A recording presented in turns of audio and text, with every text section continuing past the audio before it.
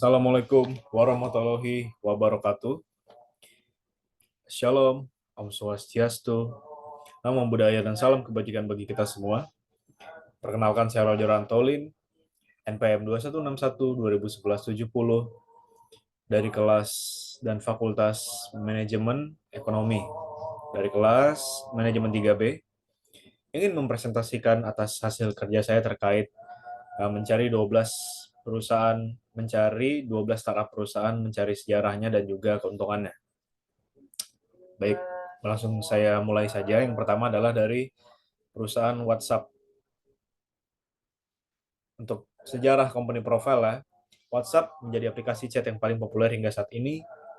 Aplikasi ini kabarnya digunakan oleh 1, miliar pengguna di seluruh dunia yang didirikan oleh Brian Acton dan Jan Koum. Bahkan menurut laporan Sensor Tower, WhatsApp menjadi aplikasi yang paling banyak diunduh di Play Store dan juga di App Store selama 2019. Untuk diketahui, WhatsApp awalnya didirikan dua mantan karyawan Yahoo, yaitu yang saya sebut tadi dari Brian Acton dan juga Jan Koum. Aplikasi ini kemudian diluncurkan pertama pada November 2009 setelah pengujian. Awalnya, WhatsApp hanya eksklusif hadir di App Store atau di Apple. Hingga selang beberapa tahun kehadiran WhatsApp semakin dicintai oleh beberapa user, bahkan pada 2013, WhatsApp mengklaim memiliki 400 juta orang pengguna aktif. Pada 19 Februari 2014, Facebook Incorporate mengakuisisi WhatsApp sebesar 19 miliar US dollar. Ini merupakan salah satu akuisisi terbesar hingga saat ini. Untuk revenue dan users, WhatsApp telah berkembang dengan sangat pesat hingga saat ini, dengan terdapat lebih dari 2 miliar pengguna aktif per bulan. Dengan jumlah tersebut, analisis pasar Forbes memperkirakan WhatsApp mampu mencetak total pendapatan hingga lebih dari 5 miliar dolar AS, atau sekitar 71 triliun rupiah, dengan rata-rata pendapatan yang didapat dari tiap user atau pengguna sebesar 4 dolar Amerika Serikat, atau sekitar 57 ribu rupiah. Untuk strength dan weakness atau biasa kita ketahui kelebihan dan kekurangan. Jadi kelebihan WhatsApp itu adalah sinkronisasi otomatis dengan kontak telepon, fitur berbagai stories, fitur panggilan video grup, fitur format teks, kustomisasi mudah, fitur backup chat. Untuk kekurangannya sendiri, terbatas anggota grup, resiko peretasan akun, tidak terdapat fitur filter dan report, serta volume data yang dimakan itu sangat besar, baik dari sisi size, baik dari sisi data biasa. Aplikasi selanjutnya adalah Telegram. Sejarah Telegram itu didirikan oleh dua bersaudara, itu Nikolai dan Pavel Durov, pada tahun 2013. Sebelumnya mereka telah membuat platform media sosial Rusia yaitu Vkontakte yang mereka tinggalkan pada tahun 2014 silam karena diambil alih oleh sekutu Presiden Putin. Pavel Durov menjual sisa sahamnya di VK dan meninggalkan Rusia setelah mendapat tekanan pemerintah. Nikolai membuat protokol platform digital yang berbasis pada pengiriman pesan, sementara Pavel menyediakan dukungan pendanaan dari infrastruktur dari perusahaan Digital Fortress. Telegram menyatakan bahwa tujuan akhir mereka bukanlah untuk profit semata, tetapi juga bukan termasuk organisasi yang non-profit, di mana mereka tetap membutuhkan suatu profit dari aplikasi atau startup yang mereka buat. Untuk revenue dan user, pertama-tama untuk revenue, saya tidak mendapatkan data dari revenue Telegram dikarenakan Telegram sendiri merupakan private equity yang dimana bagi mereka untuk income dan lain-lain untuk laporan keuangan itu sangat private atau bersifat privasi. Dan di sini saya hanya ingin menampilkan data atau users Telegram sendiri. Penggunaan aktif setiap bulan adalah dari tahun 2013 hingga 2022 saat ini mencapai sekitar kurang lebih 500 juta pengguna.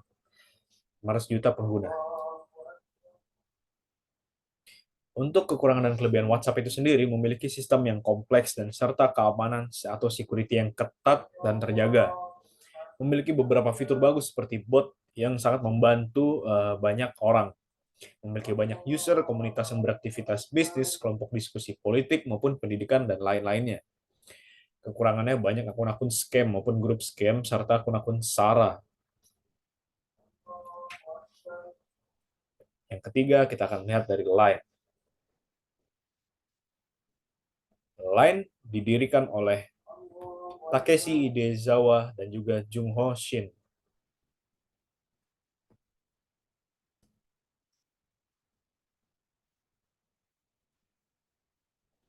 Line dimulai sebagai respon bencana pada bulan Maret 2011. Gempa bumi dan tsunami Tohoku merusak infrastruktur telekomunikasi Jepang secara nasional, mengharuskan karyawan di NHN Jepang untuk mengandalkan sumber daya berbasis internet untuk berkomunikasi mereka. Insinyur perusahaan mengembangkan Line untuk memfasilitasi ini, dan perusahaan merilis aplikasi mereka untuk penggunaan umum pada Juni 2011. Untuk revenue-nya sendiri atau pendapatan dalam laporan keuangan Line kuartal keempat Q4 2013 tercatat bahwa pendapatan Line Corporation dari bisnis intinya itu aplikasi startup itu sendiri mencapai 12,2 miliar yen Jepang atau sekitar jika dirupiahkan 1,4 triliun rupiah atau naik 20% dari kuartal sebelumnya dan tumbuh 450% dibandingkan kuartal yang sama pada tahun 2012. Perusahaan asal Jepang itu melaporkan total pendapatan sepanjang 2013 dari aplikasi Line mencapai 34,3 miliar yen Jepang. Untuk usersnya sendiri bisa kita lihat dari global user numbers itu pada tahun 2014 bulan 4 dan tanggal 1 itu mencapai 400 juta orang atau pengguna aktif. Kelebihan dan kekurangan Line. Untuk kelebihan Line sendiri memiliki fitur open chat yang dimana bisa menambah relasi dengan data yang terjaga amanah. Memiliki fitur Line Today yang mengupdate berita-berita terbaru yang dirangkum, stiker yang menarik dan beda dengan platform lainnya, di mana kita memiliki stiker yang harus kita beli sendiri, yang berbagai macam stiker yang bisa kita gunakan untuk melakukan chat, baik di grup maupun di personal chat. Kekurangan dari Line ini adalah semua fitur Line yang disebutkan di atas tadi, atau yang saya sudah sebutkan, mulai 2022 pada bulan 9 September, telah dihapus dan tidak bisa diakses selain fitur chat dan grup, dan selain itu fitur stiker masih bisa diakses, walaupun tidak banyak variasinya lagi. Aplikasi yang keempat kita akan lihat adalah Facebook. Facebook adalah media sosial dan layanan jejaring sosial online Amerika yang dimiliki oleh Meta Platforms yang dulunya bernama Facebook, yang didirikan pada tahun 2004 oleh Mark Zuckerberg dengan sesama siswa Harvard dan teman sekamarnya, yaitu Eduardo Severin, Andrew McCallum, Dustin Moskovitz, dan Chris Hughes. Nama berasal dari direktori buku wajah atau Face dan Bow yang sering diberikan kepada mahasiswa Harvard secara bertahap berkembang ke Universitas Amerika Utara lainnya sejak 2006. Siapapun yang berusia di atas 13 tahun. Revenue, laporan keuangan Facebook di kuartal 2 tahun ini di atas ekspektasi konsensus seperti dilaporkan CNBC Internasional. Pendapatan Facebook hingga Juni 2019 mencapai 16,9 miliar USD atau setara dengan 236,6 triliun rupiah, naik 28% secara year on year atau YOY. User Facebook sendiri atau Facebook Usage Penetration in Indonesia dari tahun 2015 hingga 2022 itu meningkat dari awal 2015 sendiri 26,2% hingga di tahun 2022 ini sekitar 41,15%. Untuk kelebihan dan kekurangan WhatsApp sendiri, Facebook sendiri menyediakan fitur Facebook Ads, membuat grup bisa memasarkan baik di grup, komunitas, dan lain-lainnya. Menyediakan fitur ke berbagai websites, apapun websitenya maupun aplikasi, bisa login menggunakan akun Facebook saja. Kekurangannya, user terlalu banyak, nama yang terlalu sama, pembuatan akun yang susah, terlalu ketatnya peraturan Facebook, sulit mengganti pengaturan akun kita itu sendiri. Untuk aplikasi yang kelima kita akan lihat adalah Instagram, atau aplikasi yang telah diakuisisi oleh Facebook juga, atau Mark Zuckerberg. Instagram pertama kali diluncurkan pada 6 Oktober 2010 lalu. Instagram sendiri itu lahir dari sebuah perusahaan bernama Bourbon Inc. yang didirikan oleh Kevin Systrom dan serta Mike Krieger. Ketika pertama kali diluncurkan, Instagram hadir sebagai inovasi terbaru dalam jejaring sosial berbasis foto serta video. Hingga Instagram pun dapat menjadi populer hingga saat ini, dan hingga saat ini Instagram juga diakuisisi oleh Facebook Group atau Meta Group. Untuk revenue dan usersnya sendiri, Instagram membawa keuntungan bagi Facebook hingga sebesar 20 miliar dolar AS atau sekitar 273,5 triliun. Angka itu didapat Instagram dari iklan sepanjang 2019. Instagram sendiri menjadi salah satu platform media sosial terbesar di dunia hingga saat ini, menurut data We Are Social. Pengguna aktif bulanan atau monthly active user atau MAU Instagram di seluruh dunia mencapai 1,45 miliar orang pada April 2022. Untuk kelebihan dan kekurangan Instagram sendiri, Instagram memberikan fitur privasi lebih lanjut, memberikan fitur IG Ads, memberikan fitur IG Business, memberikan fitur stiker dan efek lucu dan mengemas. Kekurangan Instagram sendiri, resolusi atau gambar video yang kita upload menggunakan Android berkurang. Tidak bisa nge-save foto atau backup data dari DM, sering atau direct message, sering error ketika mematikan akun sementara. Dan yang keenam, kita akan lihat dari TikTok atau platform, salah satu platform media sosial yang paling terkenal hingga saat ini dan baru-baru saja. TikTok didirikan oleh Zhang Yiming, Gary Vaynerchuk, Kevin A. Mayer. Dikembangkan sebagai pembuat video yang pendek, yang memiliki misi untuk merekam dan menyajikan suatu kreativitas serta momen berharga.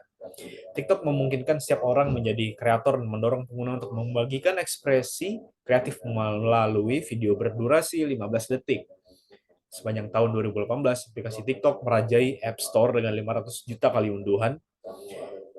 Sebagai besar pengguna TikTok diketahui merupakan anak muda. Hal ini sesuai target TikTok yang menyasar pengguna generasi muda.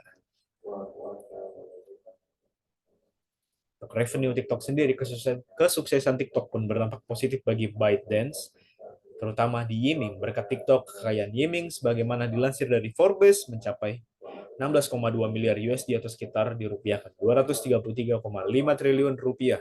Pendapatan TikTok mencapai sehingga 1,38 miliar USD atau sekitar 20,47 triliun pada kuartal 1 2022 menurut data Business of Apps. Untuk strength and weakness atau kelebihannya, banyak konten yang menarik di dalamnya, memberikan fitur bisnis dengan TikTok Ads serta TikTok Affiliate, memberikan sarana penghasil uang dari live maupun affiliate. Updatean secara berkala membuat semakin sempurna, seperti bisa membuat video 5 menit sekarang di TikTok. Kekurangannya, akun sering terkena suspend, blokir, maupun kena ancaman dari pihak TikTok tanpa kita melanggar hak itu sendiri. Akun sering menurunkan resolusi rekaman video pada device Android. Yang ketujuh, kita akan lihat JDID. Pertama, company profile. Didirikan oleh Liu Qiangdong, JDID pertama kali beroperasi di Indonesia pada November 2015. Saat ini memiliki 12 kategori pilihan produk yang akan terus bertambah seiring dengan perkembangan usaha di Indonesia. Ragam kategori mulai dari produk untuk ibu dan anak, smartphone, perangkat elektronik, hingga produk luxury. Revenue user, keuntungan dari tahun ke tahun 24,9% atau 818,37 triliun rupiah. Untuk kelebihan dan kekurangan dari JDID sendiri, kelebihan memiliki kerjasama yang luas, pembayaran melalui JDID yang sangat mudah, memiliki banyak diskon belanja. Kekurangannya, kurang populer di kalangan masyarakat. Produk JDID bisa dikatakan kurang begitu lengkap, pelayanan yang kurang terpercaya.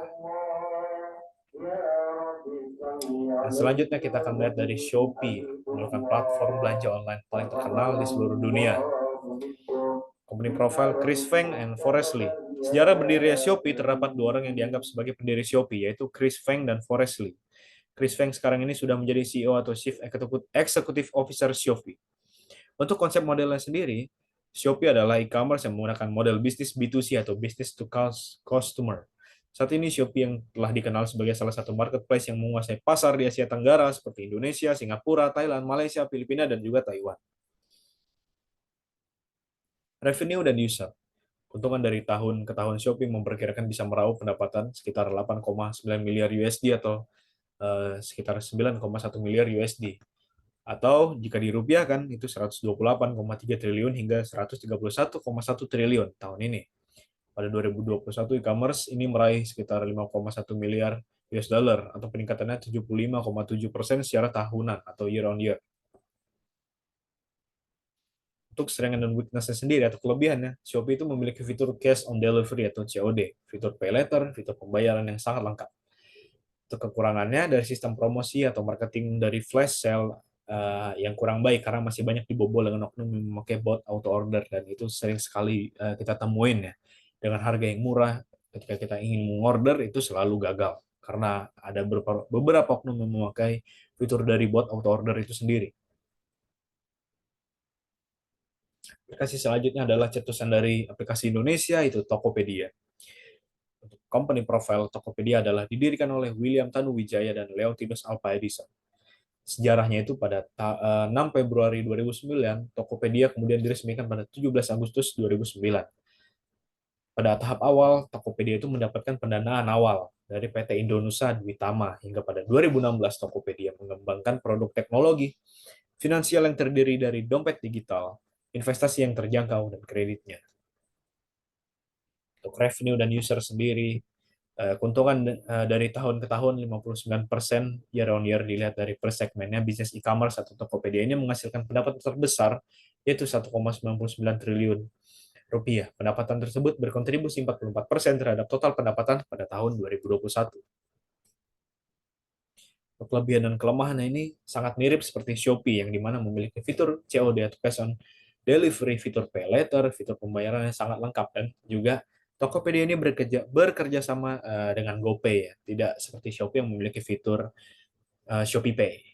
Kekurangan dari Tokopedia sendiri, kekurangannya memiliki sistem promosi atau marketing dari flash sale yang kurang baik karena masih banyak dibobol oknum yang memakai bot auto order, karena aplikasi ini mirip-mirip dan viralnya juga mirip-mirip. Aplikasi selanjutnya yang kita lihat adalah Blibli.com. Company profile ya, didirikan oleh Martin Hartono. Sejarah berdirinya Blibli.com adalah produk pertama PT Global Digital Niaga yang merupakan anak perusahaan dari Jarum di bidang digital yang didirikan pada tahun 2010. Blibli merupakan perusahaan e-commerce asli Indonesia seperti Tokopedia yang fokus dalam membangun ekosistem berbelanja pilihan konsumen dan institusi melalui platform perdagangan omnichannel yang aman untuk setiap gaya hidup yang terpercaya.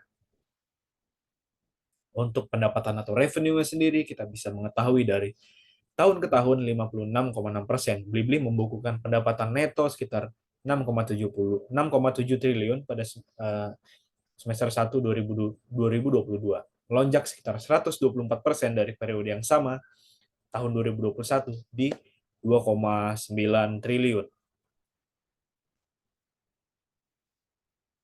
User atau traffic, di sini saya tidak mendapatkan dari usernya itu sendiri, namun saya mendapatkan data dari Google, yaitu traffic dan engagement dari 3 bulan terakhir.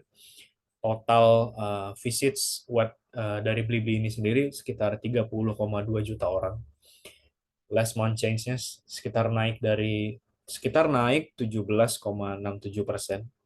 Average visit duration atau rata-rata orang mengunjungi website ini sekitar 2 menit 9 detik.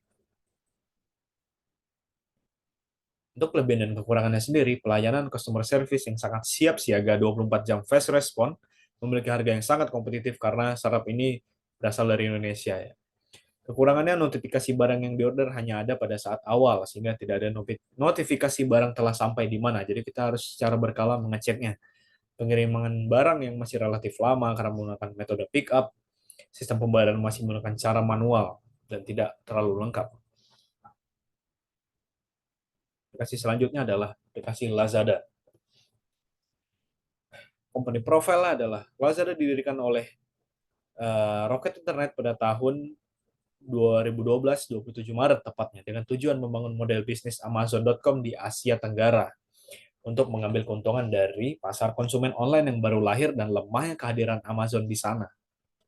Situs web e-commerce Lazada diluncurkan pada tahun 2012, dan sekarang CEO Lazada ialah Jun Lee, dan perusahaan ini dimiliki oleh Alibaba Group.